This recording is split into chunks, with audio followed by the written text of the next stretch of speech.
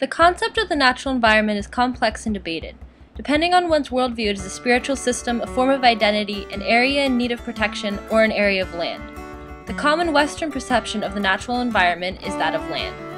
On this land are resources that are free for the taking by the proper owner, of course, no matter the impacts that will have on the animals, plants, and ecosystems. Though this is far from the only perception of land, it is one worth looking at further. It is common thought today that the land is a thing, something to be used in a way that we wish to use it, to increase our quality of life. Land is something that is bought and sold. In fact, the industry of buying and selling land is one of the largest in the world. The people who do own the land are able to use it how they wish within their boundaries, but any effects, positive or negative, that they have on surrounding land that they do not own, they have no responsibility for. Land is seen by and large as a resource that will sustain us in our livelihood. Take a conservative rancher who plants one crop, sprays it with pesticides, and exports her products thousands of miles away. Now take a suburban family who plants an organic vegetable garden. Now take the head of an oil company. Now take an apartment building owner. Now take a renting university student. All of these people have different ideologies. They have different concepts of how people are changing the world, different levels of global awareness, different political views, and different monetary means. One thing that all of these people share, however, is the basic concept that the land they own or live on will meet their needs. The concept implies that 1, the land is theirs, and 2, the land's primary purpose is to help them reach their goals. Now, what if we were to remove the word ownership and replace it with partnership? What if we were to remove the word land and replace it with ecosystem, with an emphasis on system? It is in seeing the complex systems that make up the natural environment as a commodity, a thing, and our role in these systems as being of primary importance that we see the degradation of the land, resource, and ecosystems. This is a mentality, however, not an unavoidable reality.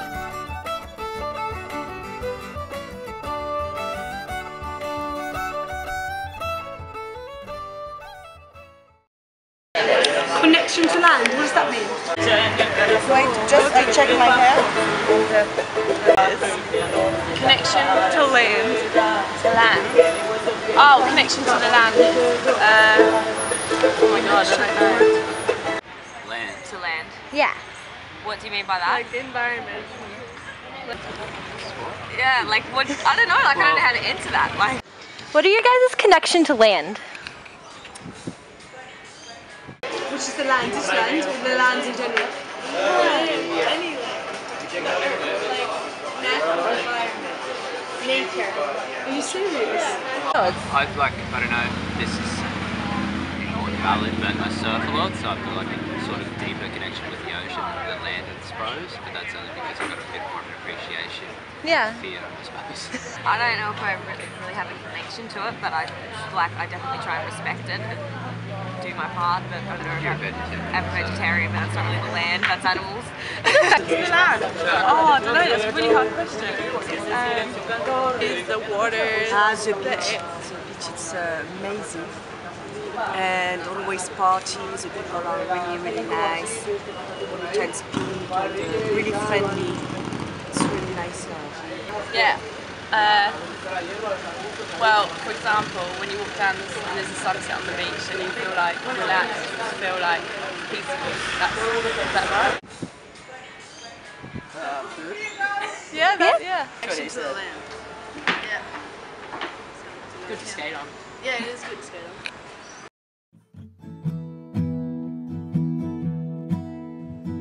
Aboriginal people. Well, let's drop the ab and just say original people. The original Australians have a very spiritual connection to land. Let's try to think of nature as a process rather than a thing, and thus to concede that the natural is the undisturbed. It is the duty of the original Australians to protect nature, well, at least according to every source we've looked at. Land is never abused because they are a part of it. To abuse the land would be to abuse themselves. In the old days, our people never abused the land. They only took enough for their needs. No one had more than anyone else, and everyone was happy. Nothing Gully granted them this land and instructed them to be its protectors. They used country for everything. Consider having your medication in your backyard. Well, the original Australians did. Before European invasion, their country was like a vast garden or supermarket where food could be found in great abundance in most seasons. EJ, our bush tucker guide, gave us a snippet of how land was used for medicine. No one went to the store for Neosporin because bloodwood was in the backyard, a natural healer. There were plants to eat in abundance, so there goes the need for woolies. Snacks were also in the backyard. Soap came from trees, and you could make fire from bushes.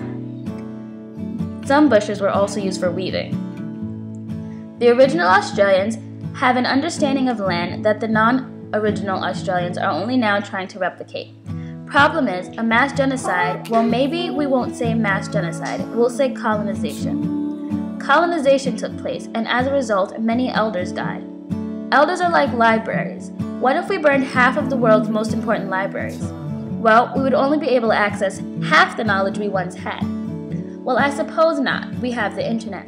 But let's just pretend that Google is just some science fiction crazy invention. Without libraries, we wouldn't know much. For the original Australians, it is a lot like that. They only know a fraction of what they once knew because of colonization, assimilation, and dispossession.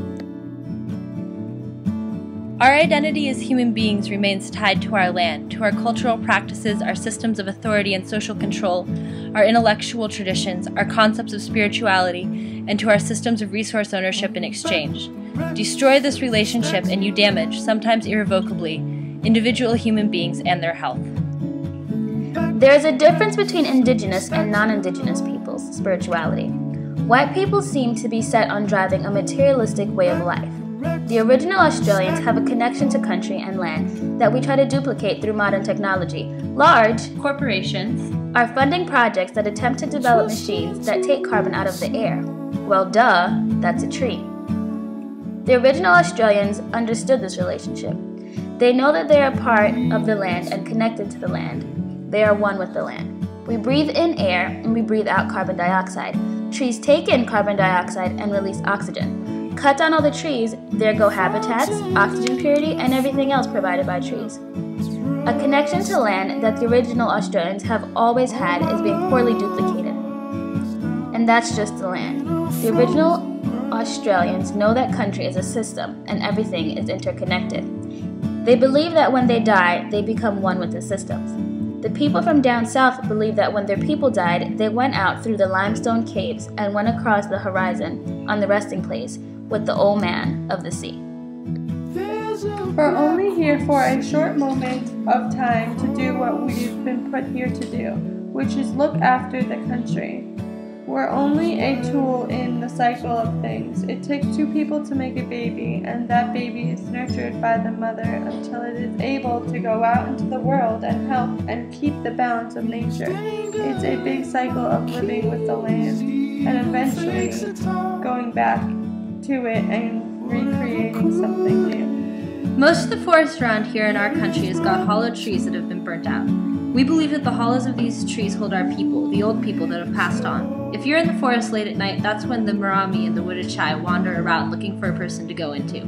Half an hour before sunset, you get out of these areas and home and get away from the forces of these spirits. Whenever I leave an area, I pick up everything, even my hair if it catches on a tree.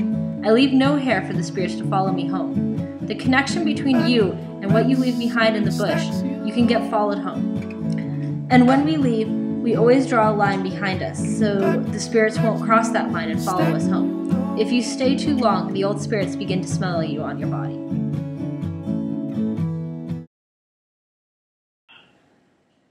My relationship to the natural environment is always present. In some ways, it is similar to the Aboriginal perception of the environment.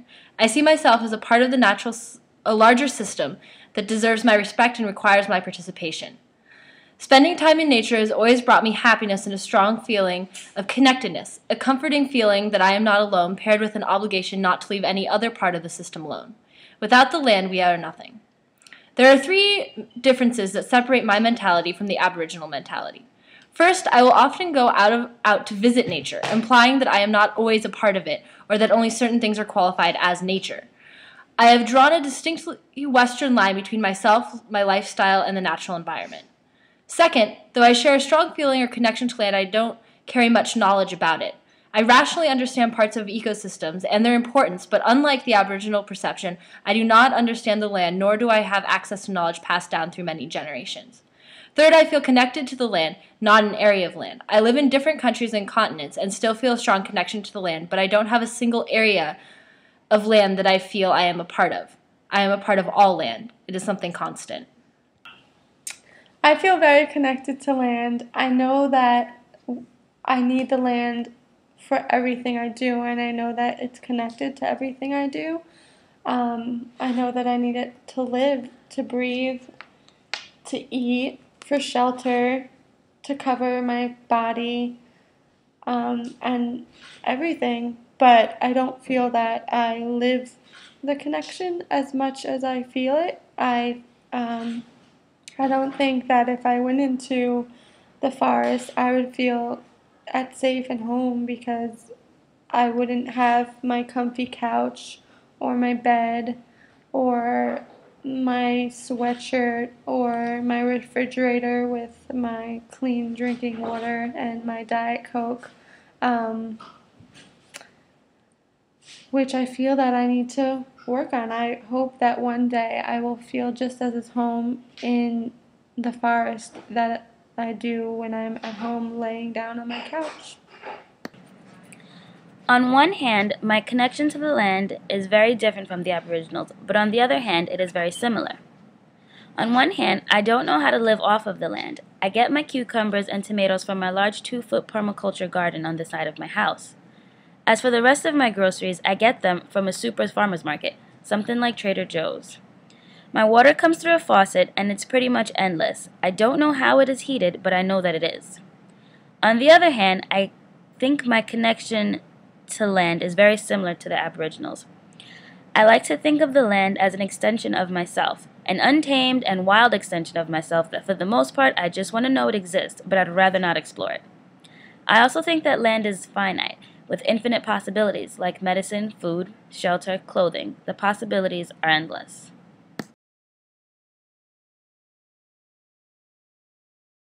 Hello guys, oh my gosh, I'm Ben. I'm a male model, as you obviously know. My connection to land is, well, I love foamy lattes. They come from, I think that's like a coffee bean or something. And doesn't that come from like Africa? But I'm so connected to the motherland, and I love it. It's the background of my landscape. My pictures. Yeah, I take pictures in nature. It makes me look hot. I'm Ben. I'm a male model. Magnum. Ooh.